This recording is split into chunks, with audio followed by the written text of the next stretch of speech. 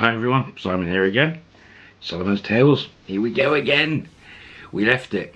Where was he? He was in the Belgian guy's bar, or German, or whatever he was, playing pool. He was asking about jobs in Pattaya, bar manager jobs. The guy has given him a lead. Bar, I think it's Sharky's bar, where they've played pool competitions. So it's a big pool bar just down from Dolphin Roundabout on Second Road in the little alley there. Anyway, Solomon finishes playing pool with this guy, says thanks, pays his bill, says see him soon. He says, you know, any more competitions coming up? And the guy's, I'm actually off back home in a few days, he said, so I don't know, haven't really bothered, but I'll be back in about 3 months. There's a chance for Solomon to get back on to the pool circuit. Anyway, it's going on a bit time wise. It must be about 7, 8 in the evening, and he thinks, well, I've had food, don't really want any more food, I've had a few drinks, I was just have an early night. Wonder what Frozen's up to. I haven't heard from her for a week, you know, she'd gone off to Bangkok. And he thinks, oh, head back to the room and I'll give her a ring, see where she is and what's happening, see if we can line up some pool contests. I need some money. So jumps on the bike. It's literally 5 minutes down the road, less than that on the bike, 2 minutes down the road, back to the room. So he pulls up, parks the bike up, and the girls are outside, outside their old complex in Soi 4, where their room was. They're out there on the table, they're eating food. There's the usual deja vu, you know, the motorcycles, person selling food there, and all of them are sat outside, except the go-go girl. She's gone. So 3 of them there. Gets off the bike, comes over, hi, and again, like, things like, what are you doing, where are you going?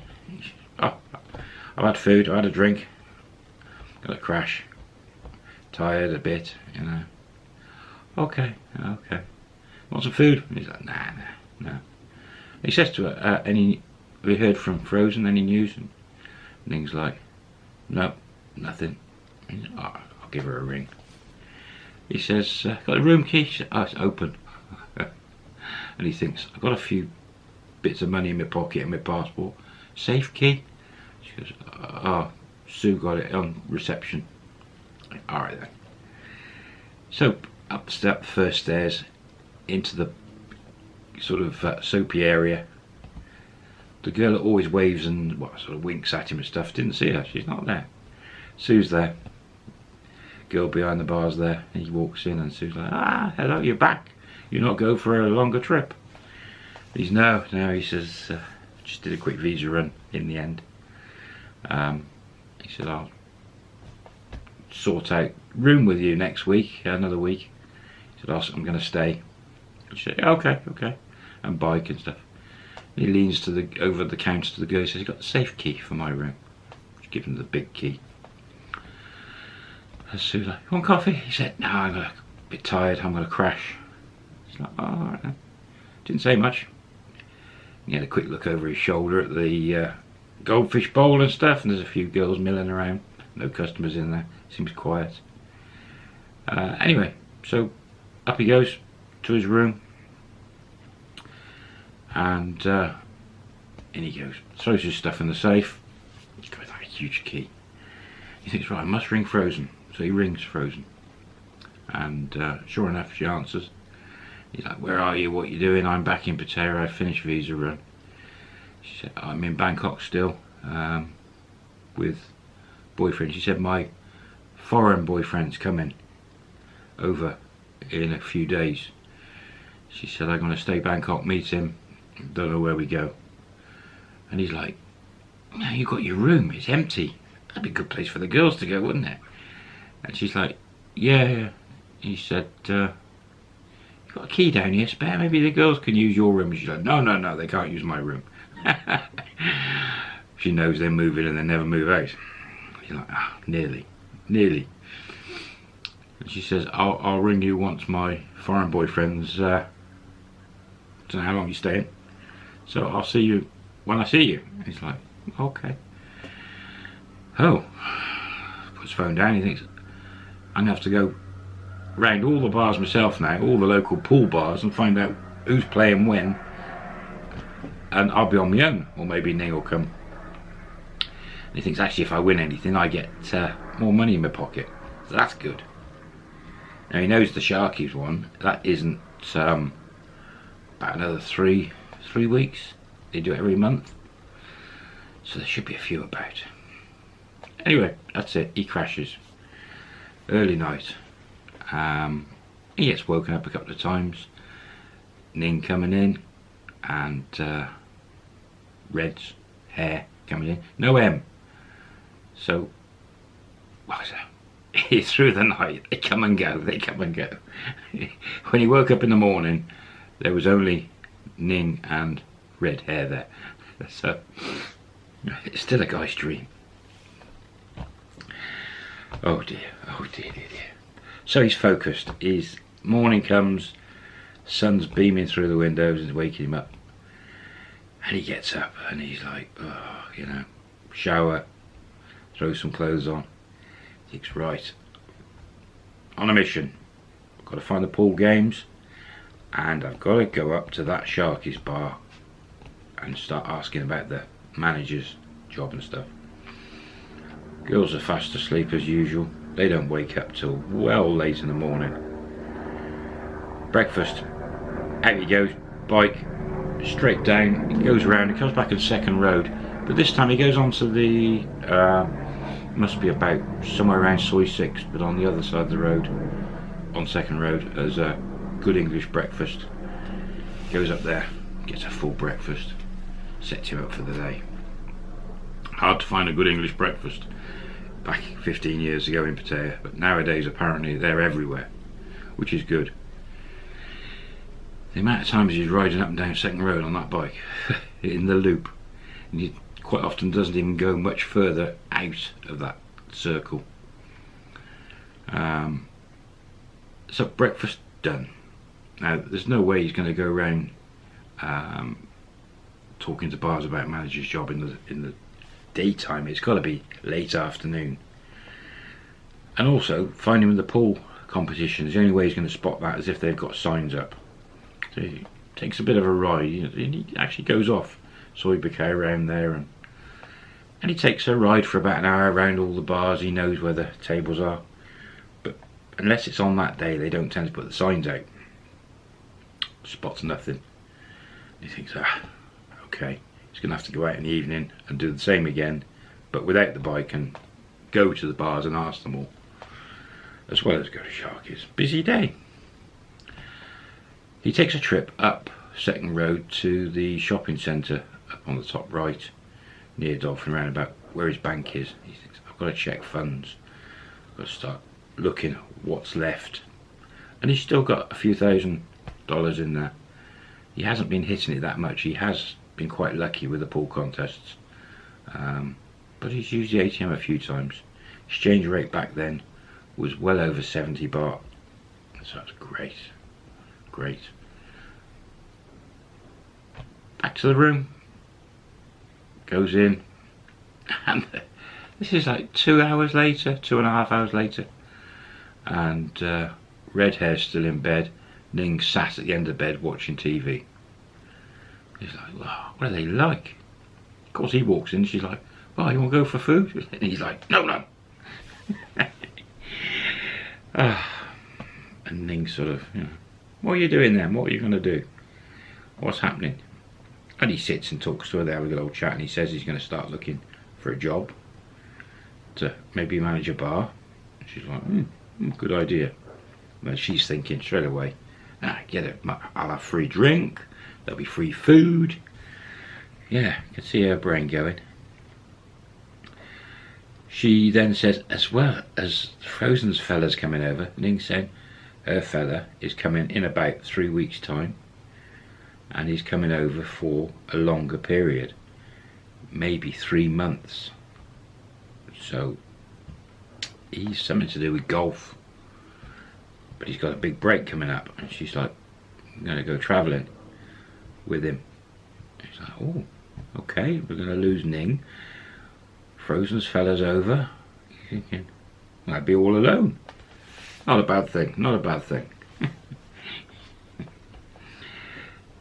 Chat for a while, and he's like, later on he said, I'm going to go around the bars, find out where the pool matches are, and I'm also going to another bar, I talk about a job. And she's like, oh, I'll come with you tonight, we'll go together. And he's like, I'm not going to get drunk, he said, I'm just going to go all the bars, walk, song tell, wander around. She's like, yeah, cool, be nice. Food first though.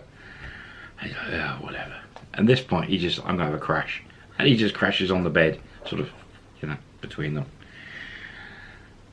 And quite often you'll find, if you're staying there a long time, that you will end up having these siestas and afternoon, lunchtime sleeps, because you start to sort of live at night. You sort of become nocturnal. You do spend late nights as well sometimes. In fact, you can go all night sometimes with bars open and sleep in the daytime. A lot of the girls do this. And then you wake up, have food, and then go back to sleep. So he just crashes. A few hours later, wakes up, Red's disappeared. Ning's still there, still watching TV. And it's the same again. He gets up, shower, throws clothes on, throws some jeans on, his only pair of jeans. Food. So late afternoon, 4 o'clock-ish, he says to Ning, right, I'm going to get food, then I'm going to start going around the bars early. Could be a long night. And Ning's like, yeah, I'll just get changed. And so, not 10 minutes, takes her about 30 minutes. Showers, change, and they go off. And he thinks, I'm going to go Soy 8. There's one bar in there that's always got the contests on, pretty much every week. I'm going to start there. So it's a bit of a walk down, so it's a quick song tell down. And get some food, maybe do Soy 8 and then get food at the top. Okay. So he's got Ning on his arm, looking stunning as ever. Such a beautiful, beautiful woman. And they go, head to Soy 8. In they go. And you have to have a drink at every bar you go to. It's just customary, you know, you're helping the bars and the owners and the managers. At this Soy 8 bar we're talking about, back then the bottom section of Soy 8, so if your beach is behind you, the bottom left hand corner, I think it was called Centre Point at the time, or Centre Bars or something, there was like an L-shaped walk through, and the bar on the right was the pool bar. There's quite a few girls, and he's now becoming a regular face, so you get quite a few girls smiling at him, and they've seen him play pool in there, and they're all like winking and smiling and waving, and so yeah, he's getting a bit of a getting known. Is that a good thing? Not sure, but he dives into that bar. English guy, I think, pretty sure his English guy owns the bar, and he's got a few other little businesses. He dives in and he says, hi Solomon, how are you, everything alright? Yep. Says, what's the pool competition, when is it next? He said, 2 nights time, should be a good turnout. That's great. So in the calendar, 2 nights, has a drink, buys Ning a drink. Yeah. He says to the guy, he says, I'm thinking of staying and maybe trying to find a job in a bar, manager, whatever. Any idea? Have you heard of any? And he's like, not really. He doesn't get out much. He says, no, I haven't really, don't know any, but if I do, I'll bear you in mind. Okay, cheers. So no good there. So, pool contest, 2 more nights, brilliant. Right, top of Soy 8, just round the corner, food. Ning's very happy. She starts getting excited when it's food, like most of the girls do. And it's becoming a bit of a pattern every day. It's starting to be similar. And you can get caught in that when you're living there. If you're not careful, you'll get up in the morning, you know, you'll maybe walk down the beach, you'll get your breakfast, sleep, go out afternoon, have a drink or two, food, sleep, food again, then out hitting the town. And you can do that every day if you're not careful. I can see how people fall into that. Before you realise it, you become an alcoholic, get into bad ways, you know. There are gyms and places around keeping fit, but that would be hard to drum into yourself living over there.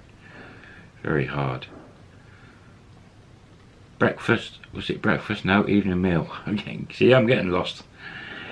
So he does the bar, they go and get food. He goes, right, gonna go just along Second Road and flick right towards Soy Bacau. There's a couple of bars up there and it's walking distance, so they walk up. First bar, no sign, pops in, doesn't have a drink. When's the pool on? It's like next week. It's about 4 days away, 4 or 5 days. Right, mental note. Up the road, only about 200-300 yards up towards Soy Bacau, another bar. Goes in, has a drink. So that's 2 drinks, and it's only early. Their contest is a night after that last one, so that's perfect. So that's 3 lined up in a week. Okay, that could do. The other bars he can just wander around on the bike. There's nothing in the next couple of days. So 2 drinks down, he says to Ning, right, I'm going to Sharky's bar to talk to them.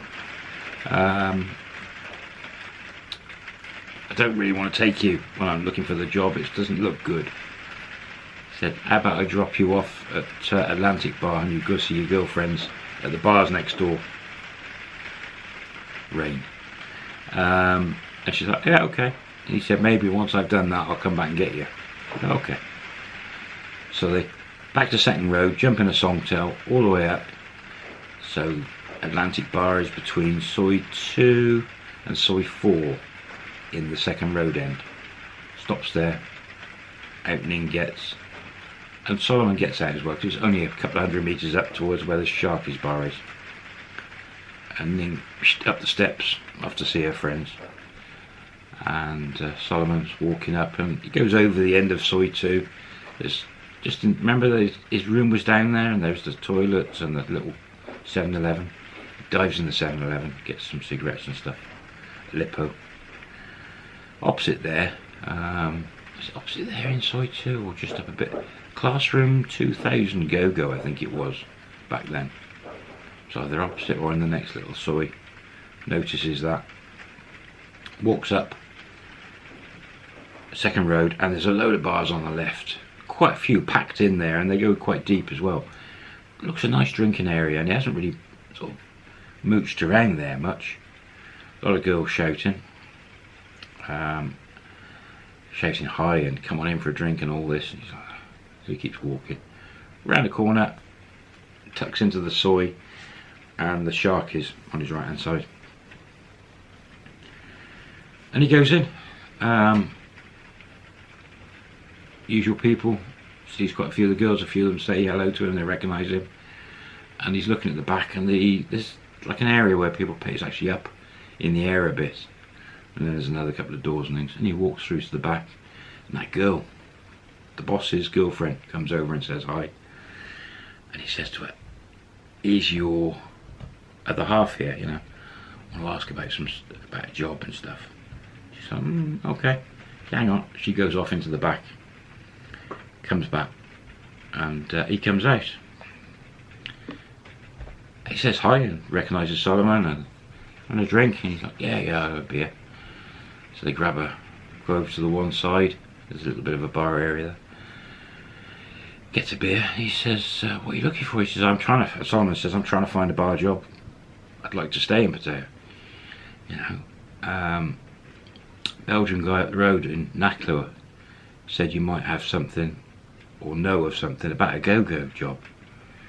And the guy, he's like, right, he said, he said, "You missed out." He said, "The guy, I'm part of a couple of go-go bars," he said, as well. When he says part of, I don't know how much of a part of. It's a bit of a group, own 2 or 3 go-go bars. He says, the go-go bar, a couple of doors down, we've got a guy who's been manager for a year. He's going on his own, starting his own, well, he's working with some other people and they're opening a bar in Walking Street. He says, so he's leaving, but I've got another guy who's part of the group coming in to run the go-go bar. He said, I mean, I can show you, he said, and if that guy doesn't work out, give you a ring and you can try. So I was like, yeah, okay, so no job, but maybe. There's a good lead. Anyway, we'll leave it there. Next video, he's going to the go-go bar with this guy from Sharkies. Can it lead to something else? Maybe. I'll see you on the next video. Bye for now.